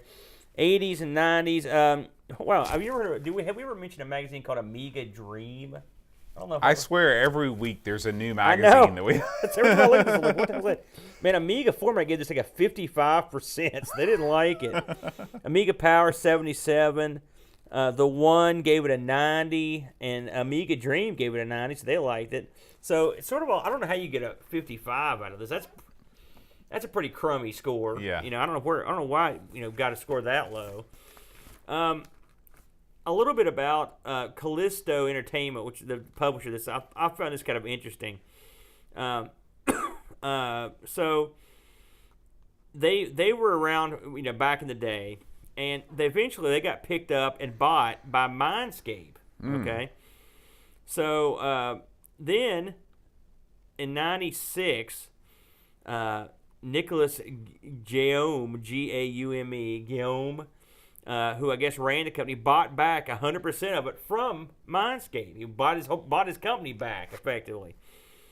and then they released some stuff all the way up until like 2001. They were releasing stuff, including a couple sort of sequels to this in a way. I didn't look at these things, but one of them is called Tiny's Farter. So, sounds like a winner. One of the last games they released. They also released, and this is what I did remember Nightmare Creatures? That was one of theirs. That's one I did play. Don't Google Tiny's Farter. Don't worry. Just for your... They also, I mean, here amongst the games that these guys put out was that anyone would have heard of would have been Power Monger. They released a version on that somewhere. And basically that and Nightmare Creatures 1 and 2 are the only ones I've heard of. Al Uncher Jr. Arcade Racing. So, but they were all over the map. Yeah. That's just some weird stuff. Anyway, so in June 2000, they acquired an outfit called Daylight Productions and then renamed it Callisto Entertainment USA. But unfortunately, as this happens, we've heard this time and time again. After buying another company, they went bankrupt in 2002. And that was the end of them. And so that was 30 people gone. In 2002, they folded. So kind of a bummer. But hey, at least they released Tiny's Farter before they went down. And these guys were in Bordeaux, France. So they were based out of France. So with all that in mind, where do you put this in the pantheon of ball-related arcade puzzlers? Which I can think of, 4? Well, this game does share some commonalities with Whizball. The bounce aspect of it, I guess, is what. That's exactly what I'm thinking I'm of. serious. Yeah. I'm serious. Yeah. So I don't think that this was as frustrating as Whizball was because it doesn't have the sort of item collection at the beginning that you need to be able to progress. I think that the controls were weird. They weren't weird in a totally frustrating way because the game was so easy in its beginning stages. If they would have made a game like Super Frog, where just instant deaths into spikes aplenty. I mean, in this game there are spikes, but you can see where you're going most of the time. I had a lot of fun with it. The green guy with the ninja rope. Swinging around the stages and stuff like that. That sort of reminded me of playing Worms. Right. I was a pretty good hand with the rope. That made this fun. Yeah. It's unusual. It feels weird in a game like this too. It's an unusual sort of concept to throw in. What would you? I won't say platformer, but whatever this is. Well, Bionic Commando. The whole game is based on that concept. I don't know if you ever played Bionic Commando. I have, but I mean. This doesn't feel like Bionic Commando. No, it's much more like a ninja rope in that you have like sort of 360-degree swinging ability. You're not limited by what is normal. But I don't know. I'm a sucker for a game with good music, and there are so many games on the Amiga that don't even have background music that it was such a treat to come across a game that I felt like I could make solid progress in while enjoying the music. While kind of getting into the characters a little bit. I mean, they are what they are. But overall, I mean, obviously I like this game because I suggested we do it. Well, music is good. There's no doubt about that. When I look at when I break it down, the graphics, they're okay. They're okay. Okay. The character, again, it's not. They're okay. It's nothing. It's no great shakes. The Tiny, he's okay. Right. It's not like, remember the game for the, I think it was for the NES, The Boy and His Blob, which the Blob was an interesting character. Like, this is sort of what I equate this guy to, and the Blob's better, right? This guy's okay, but he's not great. This game, I mean, it really is, I hate to keep mentioning it, but this is like a much more arcadey version of Lost Vikings, and I love Lost Vikings, I liked it. I think I did like this a little more just because it was quicker paced. Yeah. And also, like, it felt more arcadey. I mean, like you could, it varied a lot, and that made it more fun for me. The thing that I liked more about this game than Lost Vikings is Lost Vikings felt it didn't feel linear. It always felt like you were in a 9-story building and you were trying to maneuver around in that. Versus these stages, you're doing the same sort of puzzle activity, but you have a clear path forward to get to the end. It's way less frustrating. Yeah. And that's a fact. Yeah. So I would give it, again, this not necessarily my type of game. but I enjoyed it when I played it. But it's not like I was licking my chops to get back at it. I'm lazy when it comes to games. I don't like to have to think too much. I think that's the problem. So, but overall, I thought it was pretty good. I did look it up on eBay. I wish I'd looked up Pack in Time. I did not look it up, but I did look up this game on eBay. And let me tell you something. Again, this is another game that I don't know if it got an American release, but an American was selling one, and he was the only one. So I'm assuming it did. There have been 2 of these pop up on eBay. There's one currently up, and there's one that has sold. The one up right now, they're asking, it's in the U.S. They want $67 shipped in U.S. dollars. All right, pretty high price tag, right? In the box. And I thought to myself, well, this guy's fishing, right? One sold like a month or 2 ago for $70 shipped. So that looks like about like the going rate. Yeah, it seems to be it seems to be more rare than Pack in Time. Pack in Time, you've got I'm looking at this auction right now. $20 gets you both Pack in Time and Miss Pac-Man. Now these are pretty rough examples. There is an auction for a factory sealed copy going for $330. Good luck getting that. See what the Game Boy's going for if you can find one real quick. That'd be kind of interesting. I like looking up these kind of obscure game companies, you know. And it's funny to me, this is a company that didn't do a ton, but they're still in bed with Namco. You know what I'm saying? Mm-hmm. That really surprised me. You know, I don't know how those deals get made. You know, I guess they were big enough. I guess maybe when they were hooked up with Mindscape, that's a pretty decently sized company, so they made the deal. Did you find anything? Looks like Pack in Time you can get cart only for looks like about $13 shipped. We may have to do a comparison someday on those two. Yeah, that would be kind of fun. Mm-hmm. So anyway, Fury of the Furries. Also, the name stinks. Yeah. Well, Did I mention that? It sounds French. No, yeah, it sounds no good. I mean, I wonder what it was called, and I'm sure that's a translation. Maybe it lost. When I look at these guys, I don't think Fury. I don't know what I think. Little goofs.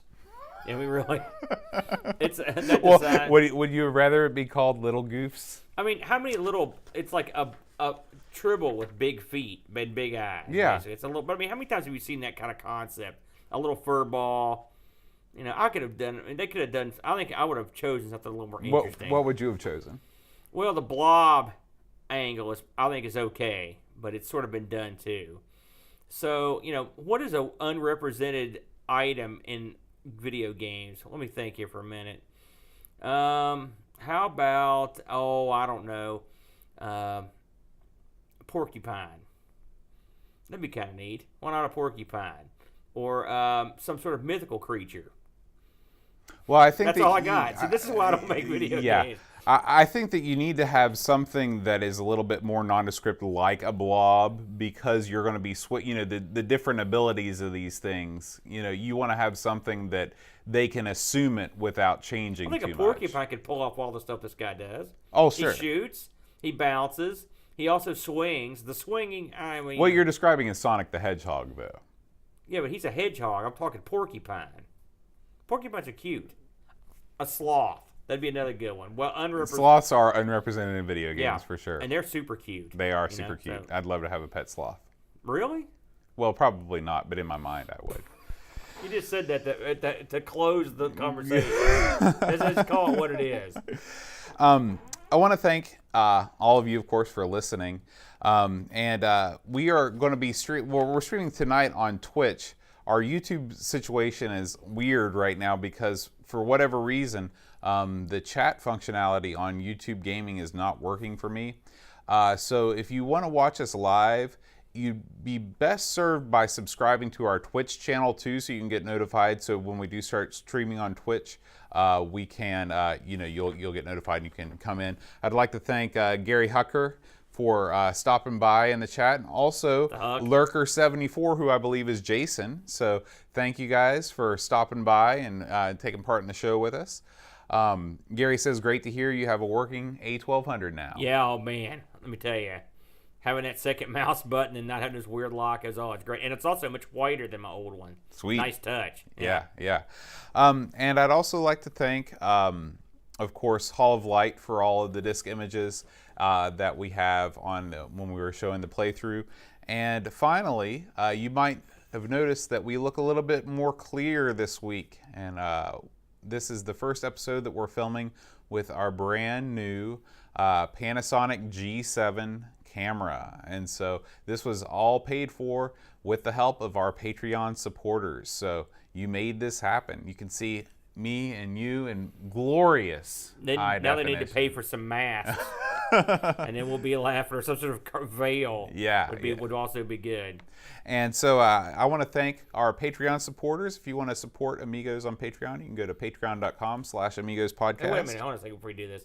How come you don't rap or sing or dance or read these dramatically? What happened to that? That was the spice. I'm not going to lie to you. I kind of ran out of ideas. Nah, I knew it. See, that's the next thing I want to hear. Write in some ideas so we can make Boat do some funny stuff with the names. Okay. Because as much as I hated that, now I miss it. I'm like, it's like a heroin addiction. It's killing me, but I gotta have more. So here we go. I'm going to read the names, possibly for the last time, without being silly. And then next week, we're back to the silliness. It's sort of silly, even when you read them. Because even when you're serious, it's sort of funny. That's true. Christopher Hassel, Ravi Abbott, Chris Foles, Dreamcatcher, Laurent Giroux, Graham Vebke, Brent Dowdy, Lane Denson, Adam Battersby, O'Brien's Retro and Vintage, Gary Hucker, C. Brian Jones, Paul Harrington, Duncan Stiles, Alan Kebab, Anthony Jarvis, Tapes from the Crypt, Josh Dan, Will Williams, Adam Bradley, Neil Mansell, Jonas Rulo, THT, Eric Nelson, Kim Tommy Humbertstad, Daniel Bingston, Brutal Barracuda, Darren Coles, Jason Warrens, Pixels at Dawn, and Kjolbjorn Barman. So there's some great names in there. We got the best Patreon names in the world. It sounds like if you assembled these people, like it'd be like a fighting force. I know. Of extraordinary magnitude. This is like the League of Extraordinary Gentlemen. It is. It's a lot of these people. Or you're picture like a character selection screen in a fighting game. Sure, man. It's like, you want Barman or Barracuda? It's just like, holy crap. I don't know Kebab. Tapes from the Crypt. You got all these guys. Oh, it's tremendous. Did I read Tapes from the Crypt? You didn't read it the cool voice. Yeah, sorry about that. Tapes from the Crypt. Too late now. The moment's passed. It's true. The moment has passed. Next week, Aaron, this is your call. We're going to do a tribute to Data East. Yes. Love them. What does that mean exactly? The Data East, they're super groovy, man. It's going to be some swanky time. Are you going to reveal the games, or is that going to be a surprise? I already told you what I wanted to do, but I'll reveal them again. Okay. We're going to do two of my faves. I mean, in the arcade. Mm-hmm. We'll see how they stand up to the scrutiny of the non-review we'll give these. We're going to non-review the hell out of these. You got Sly Spy, right? And which I believe, and I know this for certain, that because this is where I got the idea, Dreamcatcher did no, take that back. Was it? I think Dreamcatcher was, help me out here, Kim. It was Kim Justice? Kim Justice did a video on it. That's where I saw it. And it was great, But I love Sly Spy. And then we're gonna do one of my all-time favorites, The Bad Dudes, Dragon Ninja, or Bad Dudes versus Dragon Ninja, whatever you want to call it. We're gonna save Ronnie.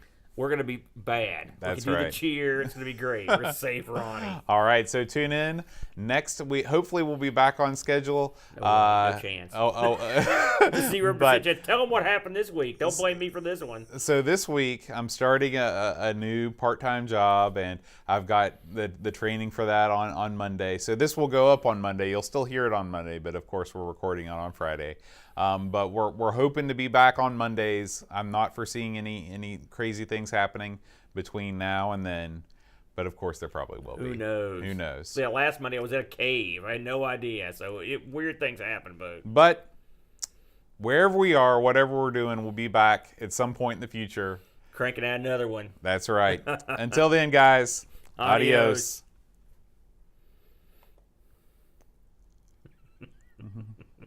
We're all over the map. All over the map. I can't keep a serious thought tonight. All right. How long we go? 58 minutes. Really? That's all? Yeah. And you cut me off right in the middle of the box. We could have went another 2 hours on this box. Yeah, This box is cold. it was getting to be. I was done. I was done when you said stop. Except for the deluxe paint. Man, I'm gonna go deluxe paint the shit out of this stuff. Look at that. Look at that. It's all there. Yeah.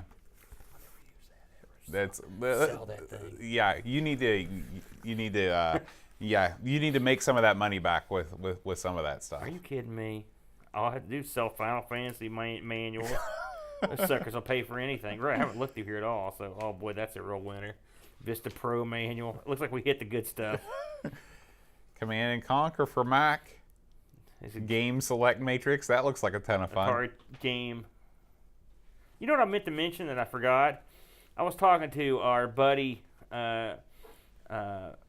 John Smith. I don't know who that is. I mean, John Marshall? John Marshall, that's right. Who's John Smith? I don't know. John Smith, he's the guy from Pocahontas. That's right. Yeah. He's got a boxed copy of Combat. Really? Now, where the hell do you get that? Yeah. Do you know what's the box look like for Combat? I've never seen it I didn't know before. Combat had a box. Me neither. I guess because, at some point Atari stopped packing it in. Look what this is. No problem, Gary. No problem, Jason. Gary says it's Saturday afternoon there. Beautiful. How's it going, Huck? He's already living in the future. Gary's living the dream every day. This is old school. He's got all that crap around. Greenbrier Junior High. Yeah, that makes sense. Hell, we're all living good these days, ain't we? It's all good, man. That's right. I got a pile of Amigas back in the pack, weird box of weird Amiga crap, bags of Amiga crap. It's good to be surrounded by the crap. Now I got to get rid of all this crap. Where are we going to put this crap? So I love the picture. I'm surprised you even took a picture of that. I didn't. I can tell some work went into that. I'll show you for you guys that are watching because we're still doing the pre-show here. We are? Well, yeah. It's the post show now? This is the post show. They voted on this? We want more inane chatter from the goobers.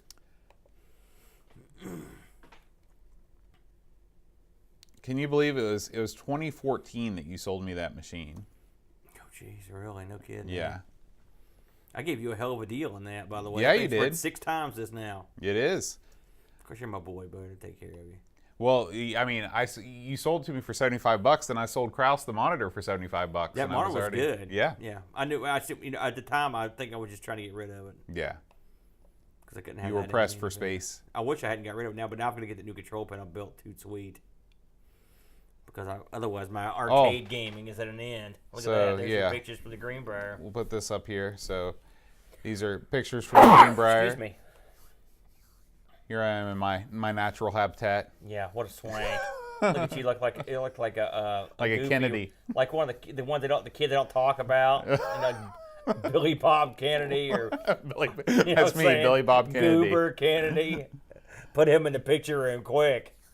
But this is where we ate. Wow, look at that. Oh no, that's by the pool. Never mind. Is that the indoor pool? I didn't see that's that. the indoor I was pool. looking at the outdoor pool. He doesn't look too pissed off right there. She looks like he's cool with it. No, she was happier the next day. Yeah. But this is where we stayed. Look at that! Look at that wallpaper. Wow, and you slept in that room? Yeah. How's that possible? Yeah. Between that, the curtains, and the furniture, man, that's holy cow! That is some weird stuff. It is. Weird, wild stuff. All right. Oh, this. Show I also the got world the, all your pictures. I also got the pinball machine in 2014. It was a big year for arcade-related stuff. A bunch of band pictures. I better start getting busy on mine if I'm going to have it ready for the Halloween party. And then Jack Squad, of course. Here we go. Oh, that was when it was done. And it must have been before.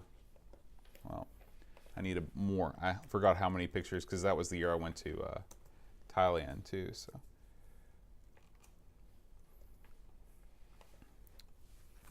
Let's see.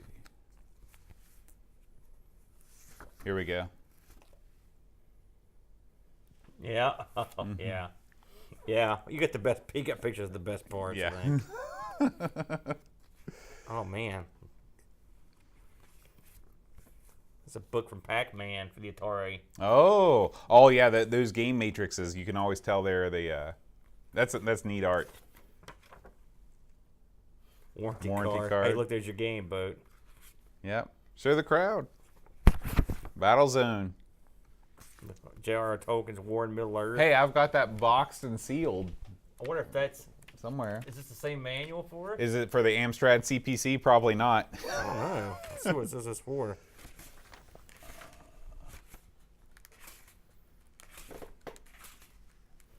Loading the game. Oh, I know what this is for. Turn on the computer and insert disk 8. Type load splat, comma 8, comma 1. Oh, so it's C64. Yeah. How strange. I wonder why he's got this. He must have had a C64 one time. Ooh, tell me this is a big poster of Atari stuff, because I know where this is going to go. Oh, this. Oh, Boat. Yeah. I'll put it right beside the Game Gear poster I pulled out of here. Oh, yeah. Hey, everyone. Daddy struck gold. Wow, which side do I show? Yeah, that's the real. You got to put that side up. That's great. Look what it Look shows. at that! Oh, spin it around, spin it around. That's awesome. That is. Look at that. That is worth it right there. Both sides of this are gold, Yeah. man. Wow, yeah, but with the Atari, with that thing showing down there, you got to look. It's got Mario on it. Yeah. I love it. You got the man, Crystal Castles bear there. Yeah, that's going up, dude. Yeah. I didn't know it was in there. I told you I hadn't looked through this stuff. That is going up. That is awesome. That's lucky right there, too. There can't be too many of those floating No, around. no, that's great. I love any of that XCGS stuff. That is funny, man. I don't think these are all. Oh, here, I want you to look through this. Look at this. Enjoy. Macintosh compact discs. Yeah, man. Wow. And here I got this, too. Now this is useful. You might need this this installer CD to Tango. Never heard of that. There's so many like productivity stuff. Got a multimedia encyclopedia. Yeah, a lot of this. I'm sure it's the same kind of shovelware crap that they ship with PCs and stuff Right. like back in the day. Yeah. But I wasn't for sure. Well, you got. I mean, this is from the dawn of CD-ROM, You so ever heard you've also this? got. Ever heard of that? No. I don't know what it is either. I'm guessing it's Mac stuff. I've never heard of it. Look at this Avid Video Shop. That's the precursor to MiniCAD. So this guy actually used this Mac for like real stuff. You got your 3D Atlas, of course. That's neat. This this little binder thing that.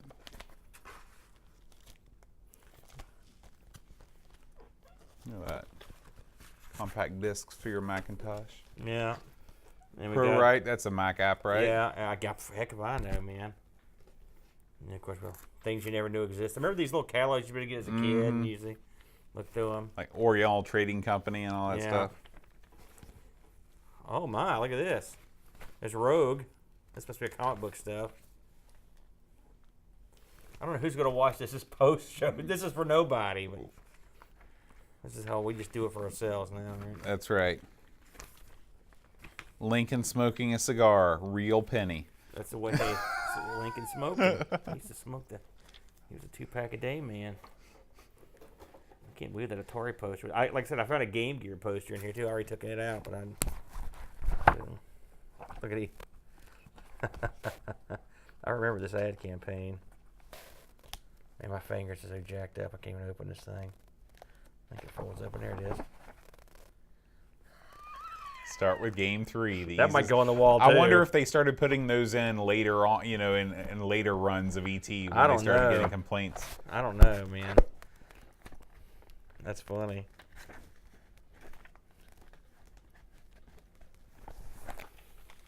Gary says we got to get back into doing videos of the weird Amiga crap. Well, we This got is tons where- of it. We're on it right now. I wish this is better than what we put on the show. It's what we found so far. Gary says the post show is great. So We're sorry we're subjected to this, Gary, but I brought this crap, and by God, I'm going to look through it. Jason says he was going to see if you wanted him to take a stab at fixing your 1200 mouse issue since you've got that extra 1200 now. Oh, who said this? Jason did? Yeah, he says he just doesn't know how much it would cost to ship to Canada. Well, I might take a stab at that. Look at that. Asteroid, y'all. That's a nice manual. Now look at these. I did see these. Now these might be fun to look through. Here's an Old issue Game of Pros. Game Pro. Look, this came with a poster, but I looked at the poster's not in here. I wanted it's it. probably ripped out and put on I the wanted wall. it so bad because I'm a big fan of World Heroes, man. I wonder what year this is from. Does it say on the cover here? February '93. Right. This guy must have graduated from the Amiga and went into video game. Look at that, Captain America and the Avengers. And then there's also this obscure little mag. Not that. Oh, by the way, that's kind of neat. Yeah, I mean that is kind of obscure. No, this. Mega Play. Remember that? The No. Sega. This is the Sega. I was never a Sega guy, so I never. That's the Sega mag. Yeah. Yeah. And What here's- is that? What is that 10X thing?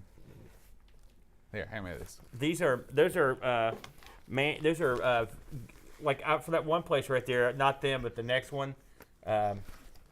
Daymark. Yeah. They sold computer components and discs and whatnot. So yeah, this is these 10X Game Pro. Red Hot Amiga 1200. See inside front cover. Amiga 600. Man. That's a hell of a bar. Yeah, isn't it? you can't get So- one of those so for the- today. So this is let me see. Is there Man, I a would pay year on that this? right now. This is summer 1993. Amiga 600 and $200 worth of games Damn, I for didn't know- $299. I didn't know it was even in there. We should have talked about that. Yeah. Should we save that for next time? Yeah, maybe we should talk about this next week. 'Cause Make that's got all the prices Why in don't, it, why don't you man. leave that here so we don't forget about it? Yeah, that's what I'll do. I love this You want to stuff. look at one of Ed. these magazines this week? I've got tons of magazines. All I'm right, good I'm to go. trying to help you out there. See how you are. I have one. I paid the same amount for this thing. That surge suppressor that's underneath the 26 or the 1200 Yeah. XL. Look at this palm-sized IBM compatible personal computer with 1 meg RAM and 640 by 200 pixel CGA compatible LCD screen. That's a neat thing. Sharp Palm Executive. Swank. Look at these. I'm in business with this printer, man. Look at these. I remember how my dad used to have an old Star printer. Star was the bomb. Yeah. Back in the day. Cheap little printers. I got ribbon cables. I wonder if these ribbon cables are still good. Any idea? You want to guess when they were manufactured? I don't see if it's got a date on here somewhere. Well, when you consider like the Atom printer still worked after all those years. Yeah, I when we hooked it know. up, so. That was so funny. I wish we had video of that. That was we could have videoed all those. Remember us playing? We did when we played the 3DO. Yeah, That yeah. was just we could do it again. We just need to do it again. Yeah. Now we've got access to a place we can do it all that stuff as much as we want, so we can get a lot more space now. Are you going to do anything tomorrow night? I don't know. Are you gonna be around? Yeah. Maybe we can hook something up. I'll talk to the old woman. See if she can give me another. She let me out last week, and she's let me out tonight. I don't know if I can get away with it 2 nights in a row, but maybe Sunday night if we can't do it tonight or tomorrow night. Okay. You got to. Because you haven't been over the arcade, and you did help me put it together, so it seems only fair. See what get you over there. Yeah, pretty good box, and Yeah, I all like things it. considered. I like it a Yeah, lot. Pretty crazy stuff in here. God, how the heck did all this stuff fit?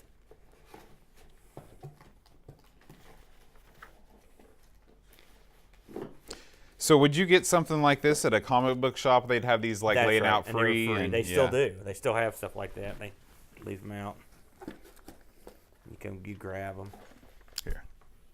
Thanks. These are no great shakes. This company here, Domark, though, I ordered stuff from them back in the day.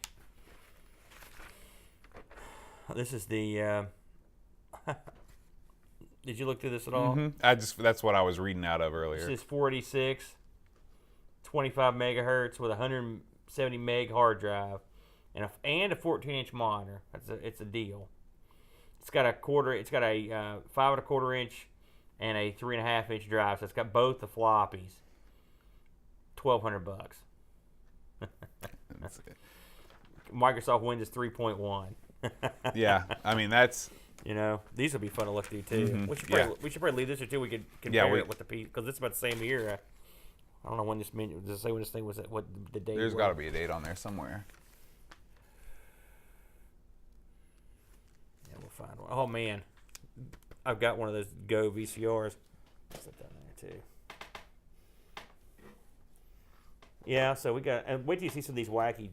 Like I said, maybe we can make headers. I may do some research and bring those wacky joysticks to the show next Oh week. yeah. And figure out what the hell they are. Yeah, we definitely need that on the show.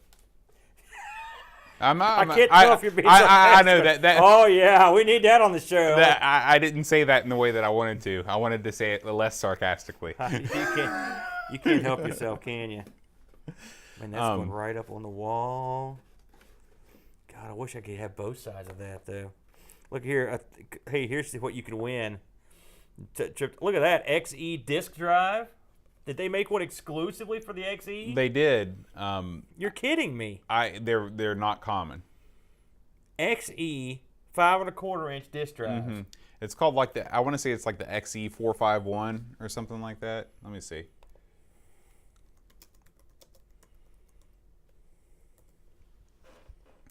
By the way, look at their 7800. Look at what they've got displayed beside it. They've got the game pads, the European release game pads. Wonder why they've got that picture. Because those were never released in the States, were they, as far as I know? I think this came out, maybe it came out before the 7800 was released. No, that can't, I don't know. Can you imagine you're selling both these systems at once? Are you an idiot? We're talking about the 7800 and the XE. Atari's got this promotion going. And XF351. No, that can't be right, because that's a 3.5. It's insane. What is this? It doesn't look like this one. This one doesn't look like that. See what this one looks like? It's got vent holes on top. Oh, yeah. Just look up XE disc drive. That's exactly what I wrote. Maybe they never released it.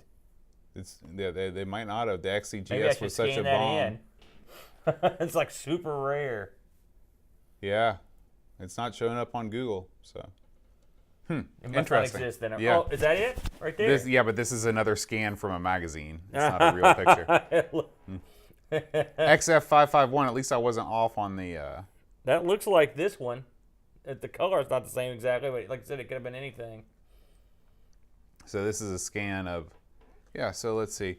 Most innovative and confusing products released for the 8-bit computer in quite some time. Damn, that costs more than the whole console costs. Yeah, I mean... That's probably one of the reasons why I didn't. You know the thing about this XE as a computer. Okay, so if you actually search for it by the real name, it actually does exist.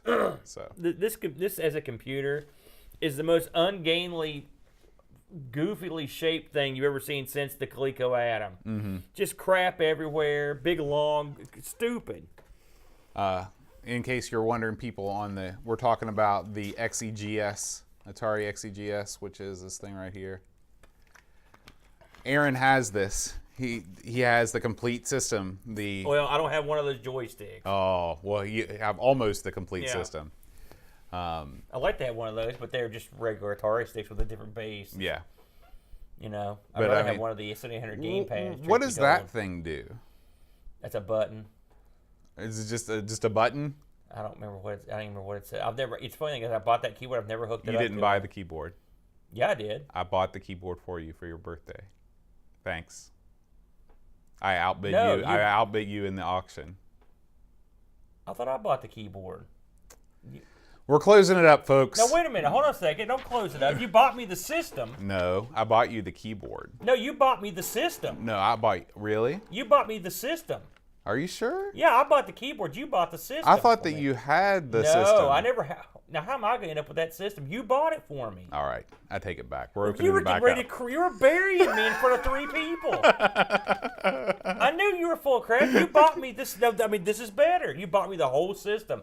But I remember I was like, dang, I wish I had the keyboard. And I actually broke down and bought the keyboard. It's coming back. It even had the zapper. It came with it. Have you, I mean, does the keyboard attach to the system with the... It's got a cable. But I mean, it can physically attach. I mean, but it can like join like Tron or like not like Tron, like Voltron, yeah, or Tron, or Tron. Anyway. It's all the same stuff. You're getting stupid. This is way past your boat's bedtime. Oh yeah. But sometime you should bring. I mean, sometime for the pre-show. I've been saying this forever. We should shoot some video at my house. Yeah, and we can put that out as a pre-show. It won't be as elaborate as this, but just I'll have to come up with a setup over there and we'll have to do some video over there. Yeah. We can't do it. Porting this junk up and down the stairs and back and forth the house. Oh, it doesn't make any sense for you to bring stuff over Yeah. when you've got the clubhouse. But, all right, let's close it up. Turn off the lights. It's a party's over. Let's see. Okay, so Jason says it smells like a ground floating near CUA or Paula. I have a small oscilloscope I can look it with. Now let me tell you something, man. When it comes up, I remember I changed that Paula chip out. Now, if I send this up there, hey, if you're gonna look at it, I'll pay you to slip it up there. I'd love to do that. But here's the thing: no mockery about my Paula change. It is not pretty. I had no air knife and still have none. And I had to use that magic solder to take it off. Okay, so I had no way to reflow the pins. So what you're asking is, please don't leave any comments like on the Gary Hucker. No, I just don't want. Well, Gary, like I said, Gary's cap removal. I've never done it before, but I thought it was a pretty cunning plan. Oh yeah, I thought it was fine. Let me tell you something. When it comes to the electronics, there's always some people that are going to bitch and moan. Yeah. You know, and I had to go in there and say, at least if you're going to bitch and moan, that's cool, but just try to at least be civil about it. Yeah. You know, but all that aside, I hate to send somebody to somebody. I'm like, hey, I work for IBM. What a stud! And they're going to look at this and be like, look at this hack. He's a complete hack. Nobody's going to say. Oh, I would say that if they said it to me. That's why I'm saying this as a disclaimer. You know, we're on record. Okay. I'll get back to you, dude. Good night, guys. Adios again.